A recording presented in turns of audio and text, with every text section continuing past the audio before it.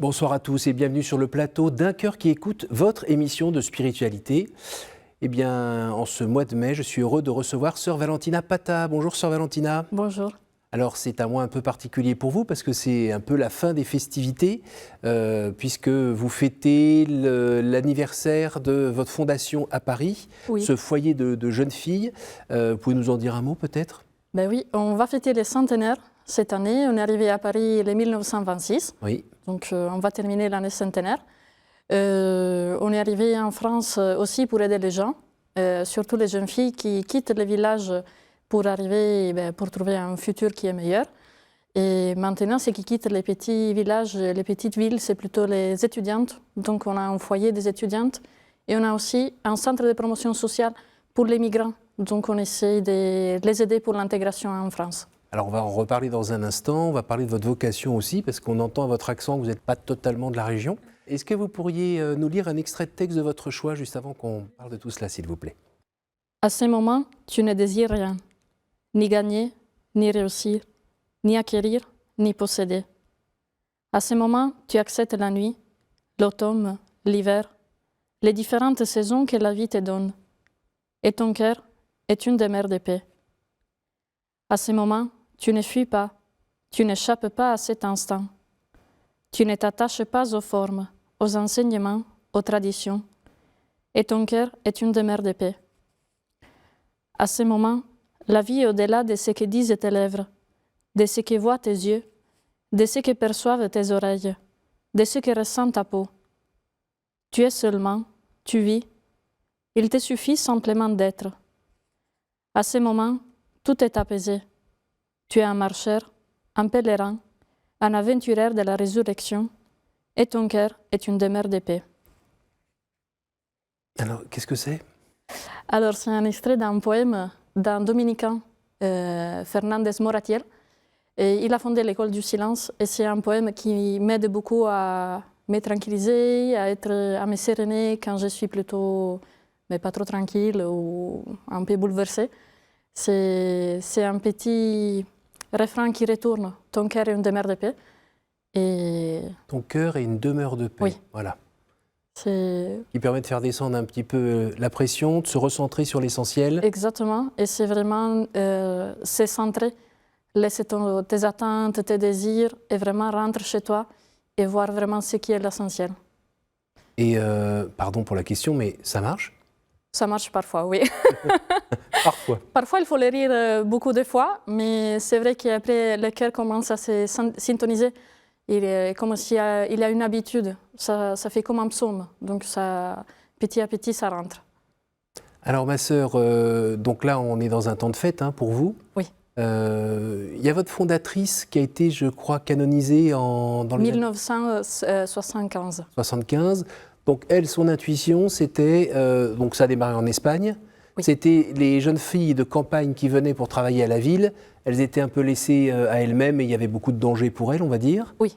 Et elle a créé des foyers pour les accueillir et être dans un lieu de vie sûr et peut-être où elles étaient un peu encadrées avec aussi une présence de vie de foi. Exactement. Et ce qui était important, elle s'est trouvée en train d'aider ses tantes et son oncle dans une mission de rendre visite dans les hôpitaux. Elle voyait des jeunes filles qui tombaient malades. Et donc, oui. Au moment de sortir, elle voyait qu'elles tombaient plutôt dans les rues parce qu'il n'y avait pas un travail. D'accord. Il n'y avait pas droit de travail, il n'y avait pas droit de femmes. Donc, il y avait une situation compliquée. Il y avait aussi l'analphabétisme. Oui. Donc, ce qu'il a dit, non, il faut former les filles. Donc, elle les enseignait à compter, à faire des comptes, pour n'être pas trompées sur leur salaire, Oui. et à lire pour trouver un travail, Oui. et à se défendre dans la vie. Mhm. Donc, Alors, donc, on voit à côté de votre nom que c'est marqué RMI, donc c'est les religieuses. Religieuse de Marie Immaculée. Voilà. Donc ça a été fondé, ça, il y a un petit moment, et en Espagne aussi. Oui, 1868. Voilà, pardon, je ne vous Espagne. fais pas réciter toutes les dates. Et là, on se retrouve donc en 2026 avec votre présence à Londres, en Italie à Bari, Oui, en Espagne, et à Paris avec ce foyer où il y a une centaine de jeunes filles qui sont 110. là. 110, Oui. entre 18 et 25 ans. Exactement. Et vous êtes responsable de ce foyer, qu'est-ce que vous proposez dans ce foyer? Alors, j'ai commencé en septembre et j'ai déjà vécu à Paris. Je suis là il y a 4 ans et j'ai pris la charge en septembre. D'accord. Et ce qu'on essaie de donner, c'est surtout de la présence, qui soit une présence qualitative. Donc, on essaye, moi personnellement, j'essaie de trouver des chemins pour arriver à la jeune fille. Oui. Pour celles qui aiment bien le sport, j'essaie de rentrer par là. Oui. Pour celles qui aiment plutôt la musique, je rentre par la musique. Donc il faut se débrouiller un peu pour vraiment trouver un mot, une forme de les rejoindre et donner aussi la possibilité que la fille libère une parole qui parfois est cachée ou qu'elle n'arrive pas à le dire. C'est difficile de quitter ta famille et te retrouver dans une grande ville, seule, prendre le métro. Et aller, retourner, ça fait un peu beaucoup de choses. Et il y a beaucoup de choses qui bougent dans l'intérieur de chaque fille. Oui. Donc c'est bien de donner aussi un espace pour libérer. Ça fait un peu deuxième famille ou oui, ça fait un peu deuxième maison, famille. Quoi. Oui, exactement. Je pense que c'est un peu la description que les filles amènent avec soi, cette idée des familles. Et donc il y a cette partie accueil, écoute, on va dire charité. Dans l'accueil du frère, de la sœur, là, dans le cas présent. Est-ce que c'est l'occasion aussi de répondre à des questions et qui fait qu'on pourrait aussi davantage annoncer la bonne nouvelle? Parce que j'imagine que ce ne sont pas toutes des catholiques pratiquantes. Non, on a oui, des catholiques, après on a des musulmanes, on a aussi des agnostiques, des athées.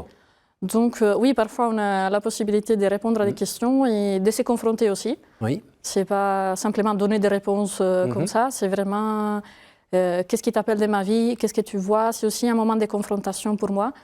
Et surtout c'est une présence éducative. Moi, je trouve que au-delà de la religion, qu'est-ce qui s'arrête, c'est la charité. Oui. Donc, oui. Et puis là, votre âge, vous avez la trentaine, il est bien utile pour aussi comprendre ce que ces jeunes filles peuvent vivre, leur coup de cœur ou ce qu'elles n'aiment pas. Oui, mais la société va si vite que parfois je me trouve en arrière, je suis déjà dépassée un peu. Mais avec 100 filles, elle essaie de me maintenir plus jeune aussi.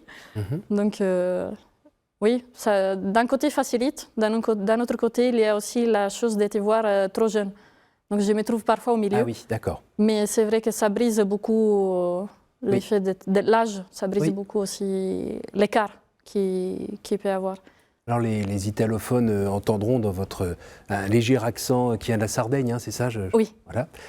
Et comment ça se fait que vous vous retrouviez à Paris alors que la Sardaigne, c'est beau? Il y a la mer. Il y a la mer, il y a le soleil, il y a du safin. Exactement. Alors, je suis née en Sardaigne, mais à 18 ans, c'est le moment de choisir. Donc je suis partie à Rome pour faire mes études à l'Université de Rome. D'accord. Et j'ai trouvé les foyers des religieuses de Marie Immaculée. D'accord.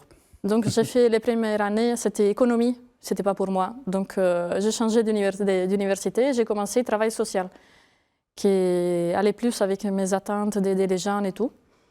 Et après ça, je me suis trouvée surtout dans un stage avec une association qui travaille les dépendances des drogues, des alcools et tout. Et je me souviens à un moment que dans un entretien avec un monsieur, il y a un moment qu'il me demandait de lui trouver un travail, une maison et tout.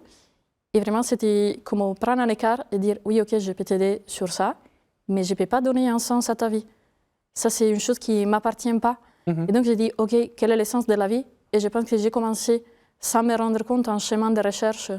Quel est le sens de la vie qui est, comment on peut dire, intouchable, qu'on ne peut pas le relativiser et que c'est pour chaque personne. Oui. Donc ça m'a amené un peu à commencer ce chemin. Et vous aviez 20 ans là? 20 ans, 21. Et comme je vivais dans les foyers, j'avais comme en même temps 2 sœurs qui retournaient, que quand je retournais au foyer, elle était super contente, même s'il y avait des difficultés, il y avait toujours un sourire qui t'accueillait. Donc c'était wow. Qu'est-ce qui fait qu'il y a toujours un sourire? Donc oui. Ça a commencé à bouger en moi, cette idée de c'est quoi le bonheur oui. et l'essence de la vie. Et j'ai aidé aussi au centre de promotion sociale. Donc ça m'a aidé à entrer en contact vraiment avec ces besoins qu'il y avait là. Donc le centre de promotion sociale, c'est proposé donc par les sœurs Oui, aussi. pour aider des gens là qui sont plus en difficulté à trouver du travail. Oui, à trouver du Et travail. notamment à les placer, je sais pas, pour être femme de ménage Exactement. et pouvoir les recommander, après Oui. leur avoir appris peut-être davantage le métier, et à pouvoir les recommander. Exactement. Ça, vous le faites aussi à Paris? Oui, aussi à Paris. On fait comme un pont entre les gens qui cherchent du travail et des personnes qui cherchent des personnes de confiance. Oui. Donc on est un peu au milieu. Oui. Et oui, je pense que c'est le charisme primordial qui est là.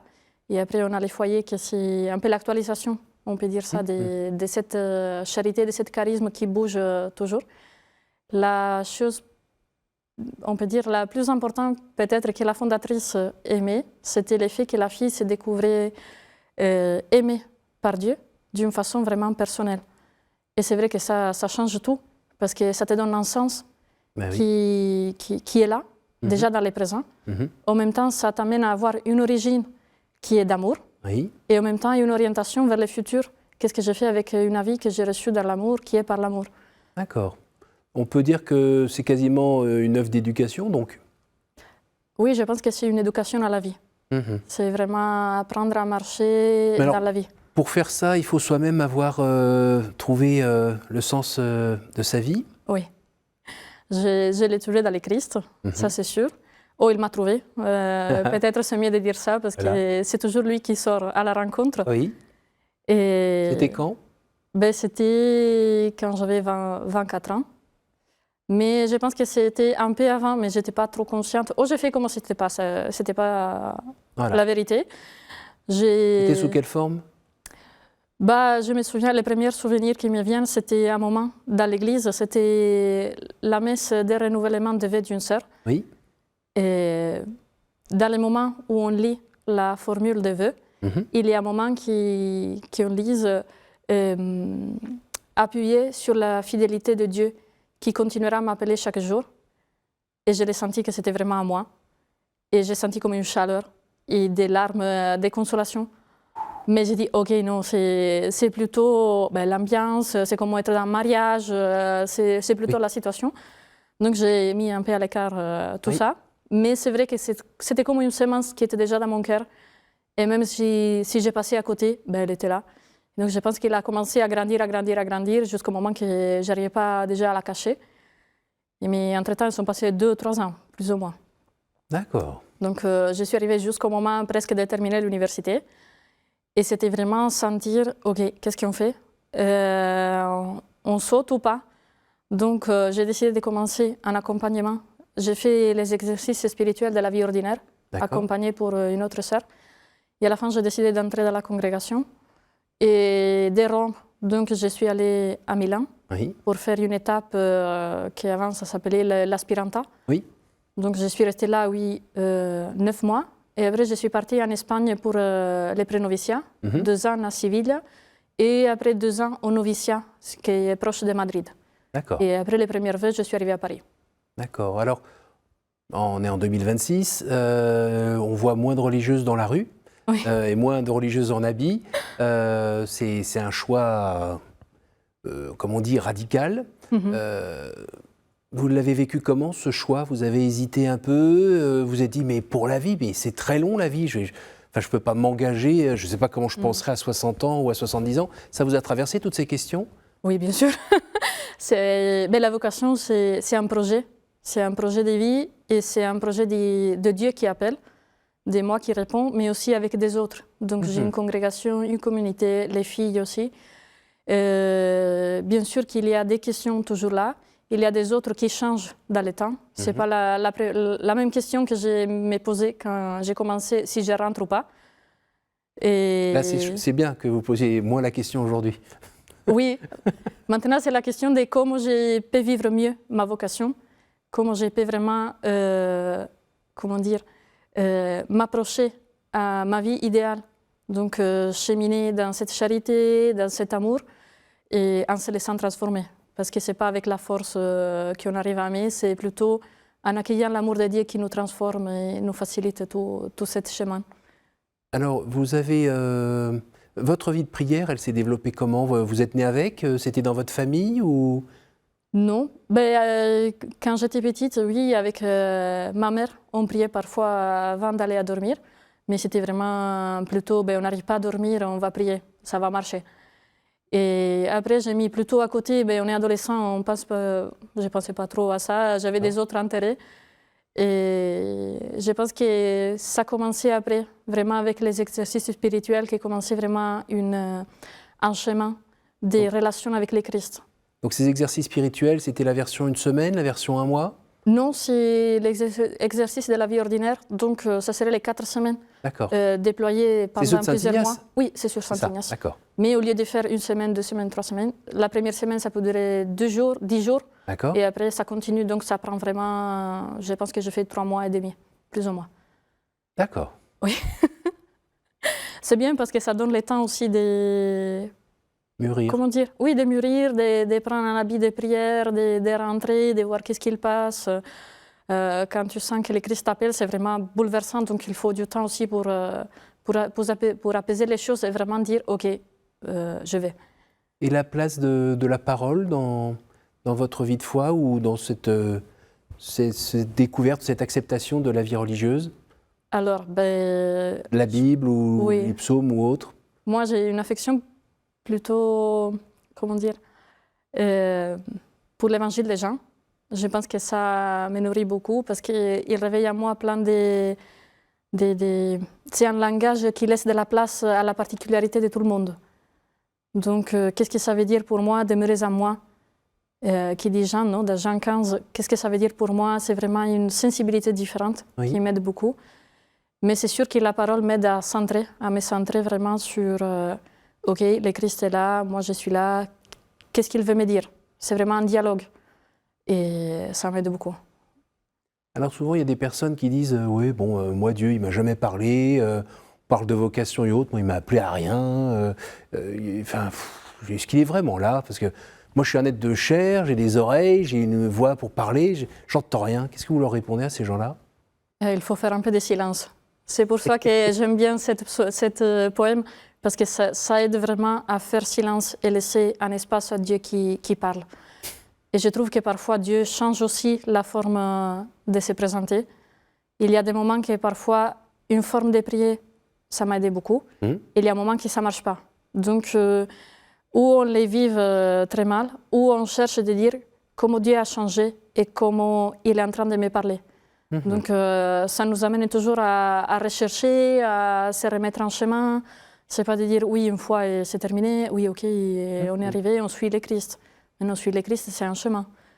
Donc, Alors, on sait aussi que la vie avec d'autres, la vie en communauté, ou bien la vie en étant responsable d'un groupe de 110 personnes, 110 filles, je suis désolé, il faut quand même le dire, oui. Qui sont d'une génération qui sont différentes de la vôtre, avec des habitudes, des façons de s'exprimer qui sont aussi différentes. Il y a des moments où ça doit créer des tensions quand même? Oui, parfois c'est difficile pour l'âge, donc on a des rythmes de vie différents. Oui. On a aussi des priorités différentes. Oui. Ça change, mais c'est vrai que j'apprends beaucoup de mes sœurs âgées. Oui.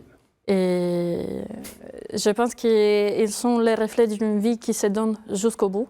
Oui. C'est une fidélité qu'on ne trouve pas vraiment quotidiennement. Oui, oui. Et j'ai la chance d'avoir des sœurs qui vraiment disent oui tous les jours et avec un cœur qui est reconnaissante.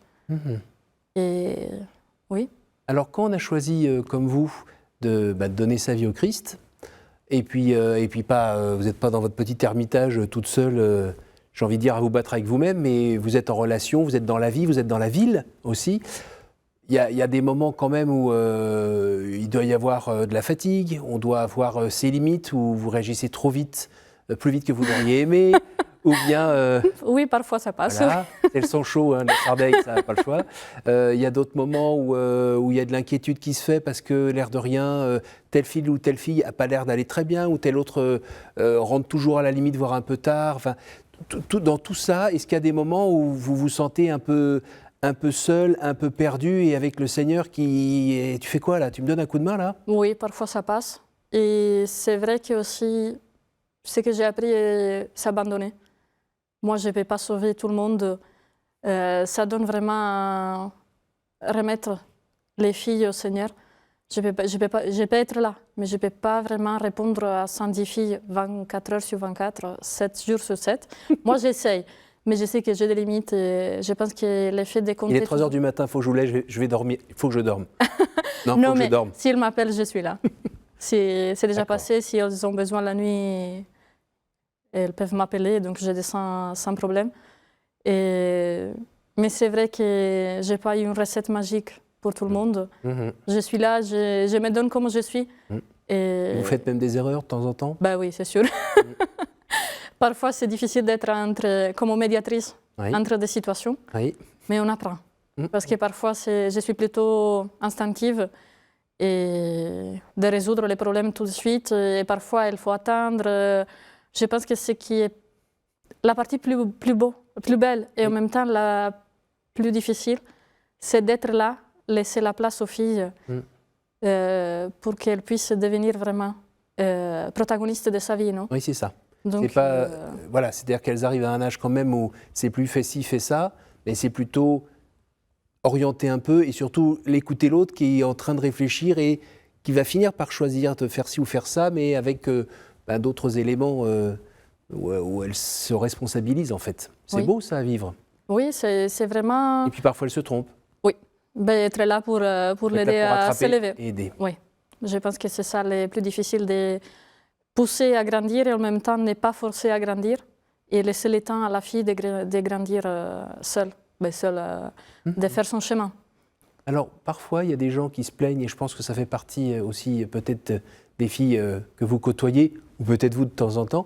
Le Seigneur, on lui demande de l'aide, on lui demande des choses, guéris-moi, trouve une solution pour cette fille-là, là on a le bâtiment qui va s'écrouler, il faut faire quelque chose, on n'a pas d'argent, qu'est-ce qu'on fait?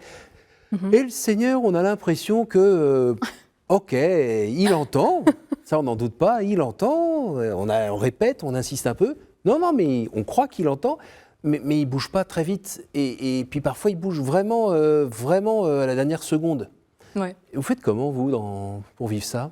Parfois, je dis une phrase en train de rigoler que c'est « Dieu me donne tout ce que je demande, mais je n'ai pas la patience d'attendre ». Et je sais que parfois, je demande des choses que je veux qu'elles soient faites déjà. Même, je les pense qu'elles soient déjà résolues les problèmes. Et la vie, ce n'est pas comme ça. Et je pense que Dieu a choisi un autre chemin que c'est l'incarnation, que c'est vraiment prendre le temps, se faire homme, c'est tout un chemin que ce n'est pas l'idée d'un Dieu tout-puissant qu'on a parfois dans la tête. Et c'est un autre chemin. C'est un chemin qui a pris 30 ans d'une vie cachée, 3 ans de vie active, on peut dire. Mais 30 ans de vie cachée, ça fait beaucoup. Donc c'est un autre chemin qui n'a rien à voir avec notre idée de résoudre des problèmes. Toute puissance, l'impatience, tout ça. Oui. Donc vous, votre stratégie, c'est quoi? C'est lui demander de laisser faire et... Parfois, je fais ça. Quand ça me dépasse la situation, je dis « Ok, tu sais, j'arrive jusqu'ici, maintenant c'est toi ». Des autres moments, j'essaie de faire quelque chose de plus concret. Ça marche parfois bien, parfois non, c'était mieux d'attendre. Mais on est là. Hein. Je pense que Dieu compte avec mon humanité et mes erreurs aussi. Alors ma sœur, on arrive déjà au moment des 3 questions courtes, réponses courtes. Dites-moi s'il vous plaît un chiffre entre 1 et 10, s'il vous plaît. 5. Quelle est pour vous la plus belle fête? L'incarnation. Donc vous pensez plus précisément à Noël? Entre l'Annonciation et Noël. Je pense que le Dieu qui se manifeste et te dit « Réjouis-toi et je suis avec toi » et c'est fondamental. Et le Dieu incarné, je pense que c'est ce qui me fait croire vraiment. À nouveau, entre 1 et 10. 3. En dehors de la Sainte Famille, quel est le personnage biblique qui vous touche le plus en ce moment? Jean, parce que c'est le seul qui a appuyé son visage sur la poitrine de Jésus. Donc, c'est écouter le cœur de Jésus. Belle place. Oui. Une dernière? 9. Qu'aimeriez-vous avoir vécu avant de mourir? Peut-être faire du ski. Merci ma sœur. Merci beaucoup d'être venu jusqu'à nous. Merci. Je rappelle que c'est l'anniversaire là qui va être fêté. Donc les dates précises? Du 19 mai jusqu'au 23 mai. Pour fêter les 100 ans de votre présence à Paris, dans ce foyer. Merci beaucoup d'être venu jusqu'à nous. Merci à vous tous pour votre fidélité. Vous pouvez retrouver ce témoignage sur notre site www.ktotv.com, sur notre appli radio aussi, et puis évidemment en podcast. Un petit coucou à ceux qui nous écoutent en podcast. À la semaine prochaine.